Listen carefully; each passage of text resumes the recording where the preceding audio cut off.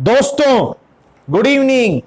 अच्छा भाई, कल की एनालिसिस वीडियो में दोस्तों जैसा हमने डिस्कस किया था बिल्कुल वैसा ही हुआ है। आज निफ्टी में हमने चर्चा की थी दोस्तों 780 17,780 के ऊपर तेजी करनी है और लगभग आपको जो है 17,900 यानी 17,900 तक आपका पहला टारगेट हो सकता है और लगभग वहां तक निफ्टी गया है।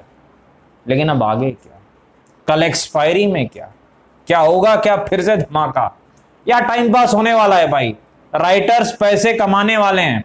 डिस्कस करेंगे दोस्तों निफ्टी, बैंक निफ्टी, स्टॉक्स की एनालिसिस करने का प्रयास करेंगे। स्वागत है आपका आपके अपने चैनल टीके मनी में। मेरा नाम है त्रिभुवन। चलिए चर्चा की शुरुआत करते हैं। सबसे पहले सबसे इंपॉर्टेंट मार्केट यानी निफ्टी।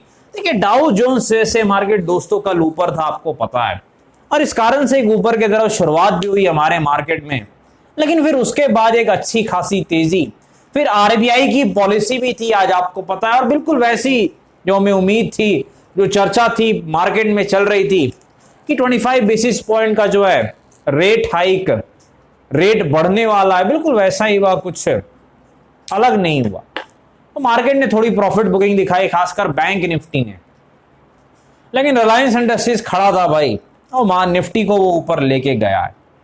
अब आगे क्या, देखिए विक्स कहां पर है दोस्तों, लगभग 13.6 के आसपास है, नीचे है विक्स। इसका मतलब क्या है, थोड़ा सा स्टॉप लॉस हमें दोस्तों छोटा करना पड़ेगा और टारगेट भी थोड़ा छोटा लेना पड़ेगा, ये चीज आपको याद रखनी। अब देखते हैं भाई चार्ट पर जो है कहां तेजी कहां मंदी, क्या कैसे हम कर सकते हैं। 17,900 के ऊपर हम तेजी के बारे में सोच सकते हैं, याद रखना। 17,900 के ऊपर हम तेजी के बारे में सोच सकते हैं। हमारा पहला टारगेट मानसिक लेवल 18,000, मेरे ख्याल से 18,050 बेटर टारगेट रहेगा, ये चीज आपको याद रखनी है। तो 17,900 के ऊपर अगर निफ्टी निकलता है तो आपको 18,000 से 18,050 जो कि अगला रेजिस्टेंस है वहां तक आपको दिख सकता है निफ्टी, ये चीज आपको याद रखनी है। तो एक और तेजी निफ्टी में हो सकती है अगर 17,900 के लेवल को निफ्टी निकालता है तो। दूसरी चीज क्या है कि निफ्टी में पिटाई के बारे में कब सोचना है भाई, 800 के नीचे, 17,800 के नीचे अगर निफ्टी जाता है 17,800 के नीचे, तभी हमें पिटाई के बारे में, मंदी के बारे में थोड़ा सोचना है, ये चीज आपको याद रखनी है। और वैसी स्थिति में हमारा सपोर्ट क्या रहेगा भाई, देखिए जो हमारा सपोर्ट रहेगा दोस्तों वो लगभग 17,700 के आसपास रहेगा। 17,700 के आसपास जो है ये निफ्टी का सपोर्ट रहेगा, ये चीज आपको याद रखनी है। और दूसरी इंपॉर्टेंट चीज तो आपको पता ही है भाई, बताने की जरूरत नहीं है, डब्ल्यू और एम पैटर्न स्ट्रेटजी। डब्ल्यू में तेजी, एम में पिटाई, 20 पॉइंट का स्टॉप लॉस, 70 प्लस पॉइंट की कमाई, क्योंकि विक्स थोड़ा नीचे है, ये चीज आपको याद रखनी है। चलिए चलते हैं निफ्टी बैंक के पास। निफ्टी बैंक तो बिल्कुल टाइम पास रहा भाई, कुछ नहीं किया इसने। निफ्टी बैंक में अब आगे क्या, 41,600 के ऊपर तेजी के बारे में सोच सकते हैं और लगभग इस बार 42,000 जा सकता है, ये चीज आपको याद रखनी, क्योंकि बिल्कुल टाइम पास कर रहा है एक रेंज में। तो अगर 41,600 के ऊपर निकलता है तो फिर आपको लगभग जो है 42,000 के लेवल्स, जो कि अगला रेजिस्टेंस है, बैंक निफ्टी में देखने को मिल सकते हैं। पिटाई कब करनी है, 41,450 के नीचे अगर जाता है तो हम पिटाई के बारे में सोच सकते हैं, ये चीज आपको याद रखनी है। और पहला सपोर्ट तब कहां रहेगा, लगभग जो है 41,000, 41,000 के आसपास आपका सपोर्ट रहेगा। यहां भी डब्ल्यूआरएम पैटर्न स्ट्रेटजी फॉलो कर सकते हैं। 60 पॉइंट का स्टॉप लॉस, 200 प्लस पॉइंट का टारगेट आप लेके चल सकते हैं।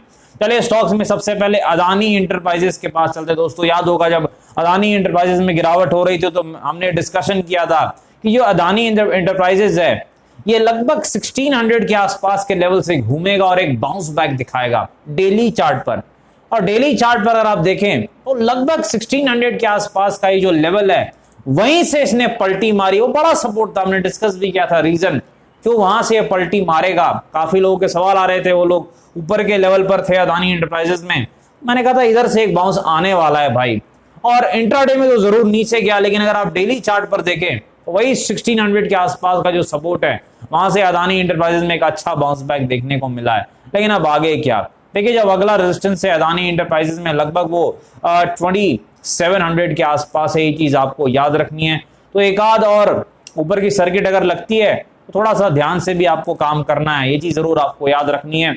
लगभग 2700 2800 के आसपास एक रेजिस्टेंस है अदानी इंटरप्राइजेस का, ये चीज आपको नहीं भूलनी है।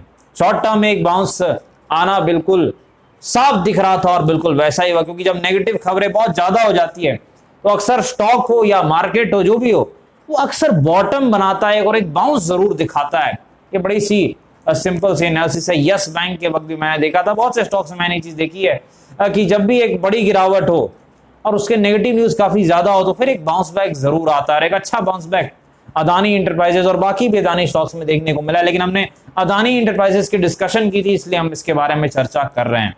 तो सपोर्ट कहां पर है 1600 के आसपास, रेजिस्टेंस अगला कहां पर है 2700 से लेकर 2800 का जोन रेजिस्टेंस है। लुपिन फार्मा के पास चलते भाई, रिजल्ट्स आने वाले हैं लुपिन के और एक अच्छी तेजी दिख रही है। 780 के लेवल को अगर लुपिन तोड़ता है तो इस बार बड़ी तेजी दिखा सकता है भाई। कहां तक जा सकता है इस बार? लगभग 860 तक जा सकता है अगर 780 के लेवल को तोड़ता है। तो सपोर्ट कहां पर है 740 के आसपास। चले चलते हैं लॉर्सन के पास, एलएनटी देखिए, एलएनटी में सपोर्ट कहां पर है लगभग 2080 के आसपास, 2080 के आसपास सपोर्ट है और लगभग 2300 के आसपास रेजिस्टेंस है। यस बैंक में भी गिरावट है लेकिन आज एक तेजी दिख रही है भाई, लगभग 16 के आसपास सपोर्ट है यस बैंक का। जो पहला रेजिस्टेंस है यस बैंक का वो 18.5 के आसपास है। डिस्क्लेमर आपको पता है, वीडियो एजुकेशन और इन्फॉर्मेशन पर्पस के लिए फाइनेंशियल एडवाइजर से बातचीत करके फैले बाजार में काफी जोखिम है, थोड़ा ध्यान से काम करें। धन्यवाद।